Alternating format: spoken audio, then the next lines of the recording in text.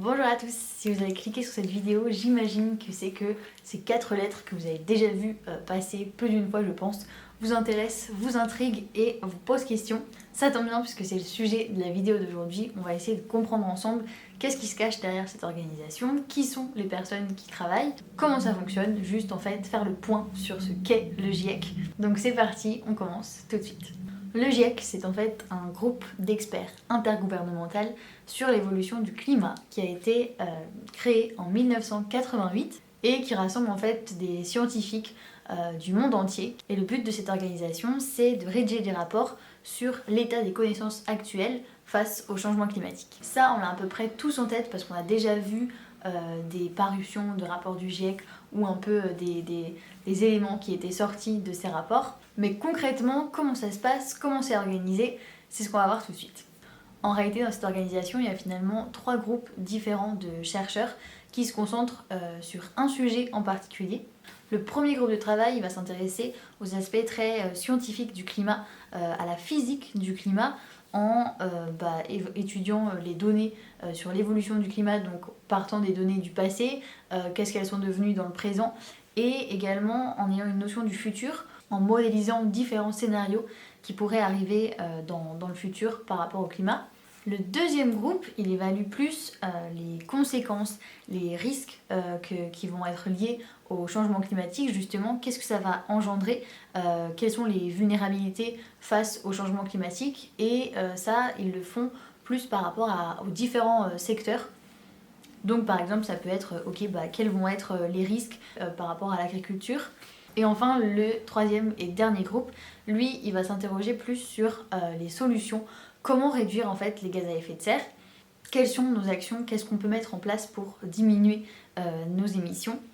À l'intérieur de chaque groupe, on a donc des scientifiques qui vont étudier des papiers ou des études qui ont été publiées par d'autres scientifiques dans différentes régions du monde.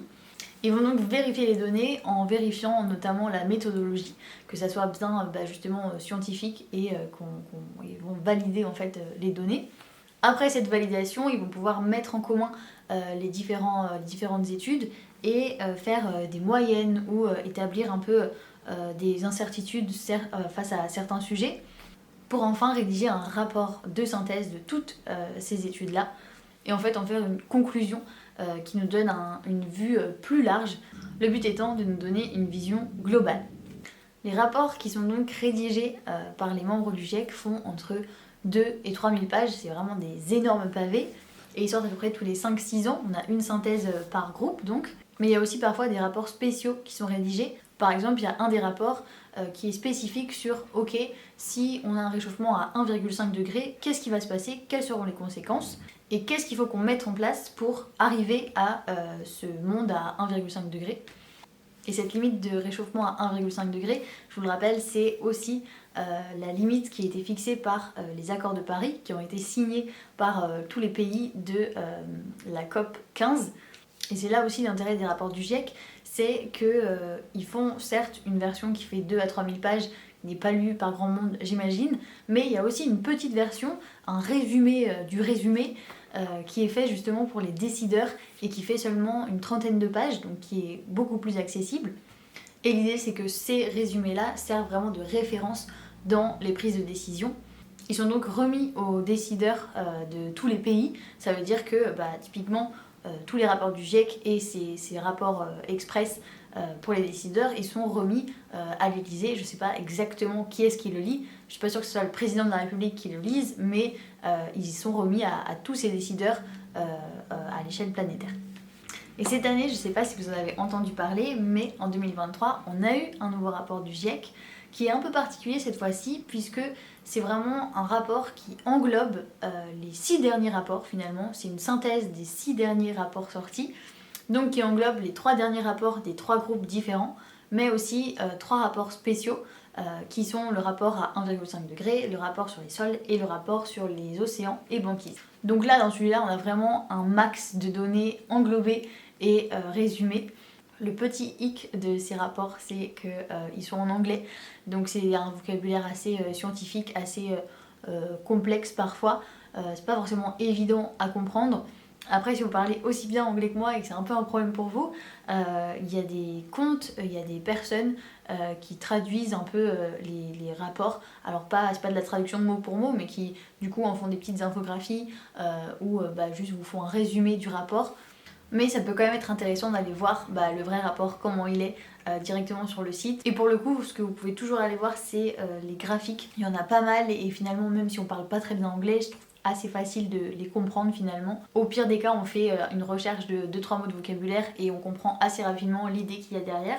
Donc c'est vraiment des données qu'on peut utiliser finalement assez facilement et surtout des données en lesquelles on peut vraiment avoir confiance puisqu'il y a vraiment une méthodologie derrière et un consensus scientifique puisque la rédaction elle se passe, c'est pas une seule personne qui rédige comme il rédigerait un livre, non, c'est vraiment chaque phrase est rédigée avec un ensemble de scientifiques qui se mettent d'accord. Ce qui permet, je trouve, quand même d'avoir confiance en ces données et en ce qui est dit dans ces rapports. Et à partir de là, si on se pose des questions sur certains secteurs ou sur l'évolution de certains sujets, et ben, je trouve que c'est une super source d'aller voir ce qu'en dit le GIEC. On va pas forcément toujours trouver un avis tranché sur certaines questions, parce que l'idée c'est plus de faire un état des lieux. Et il y a aussi la question que, en fait, il y a beaucoup de sujets qui sont assez complexes et qui du coup sont propres à certaines zones géographiques ou en fait qui dépendent de beaucoup d'éléments. Et du coup, c'est difficile de faire des généralités dessus, donc ça va pas être toujours oui ou non en fonction des cas. Mais au moins, ces rapports, ils nous font un excellent état des lieux de ce qui est en train de se passer. Et je trouve que pour comprendre le changement climatique, en fait, il n'y a rien de mieux que de se baser sur les faits scientifiques rapportés à l'échelle globale par des centaines et des milliers de scientifiques.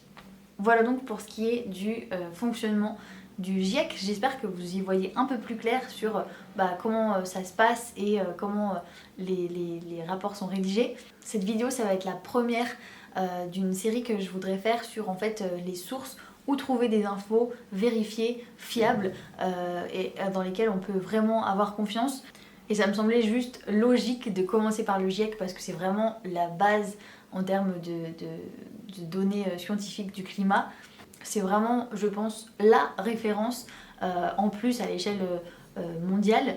Je pourrais peut-être éventuellement faire des vidéos sur certains rapports et voir ce qui nous est dit dans tel ou tel rapport, ou peut-être vous montrer des graphiques, ça peut être hyper intéressant aussi. Donc peut-être qu'on pourra faire des études de certains textes publiés par des scientifiques, mais l'idée c'est aussi de vous donner les sources qui moi me semblent hyper intéressantes, hyper cool à aller voir pour que vous puissiez faire vos recherches par vous-même. En tout cas, vous pouvez retrouver les sites que je vous ai présentés en barre d'infos si ça vous intéresse pour aller lire les rapports, les télécharger. Donc voilà, c'est tout pour cette vidéo, j'espère qu'elle vous aura été utile et que ce format vous plaît. Je vous dis à très vite pour de nouvelles vidéos, prenez soin de vous, salut!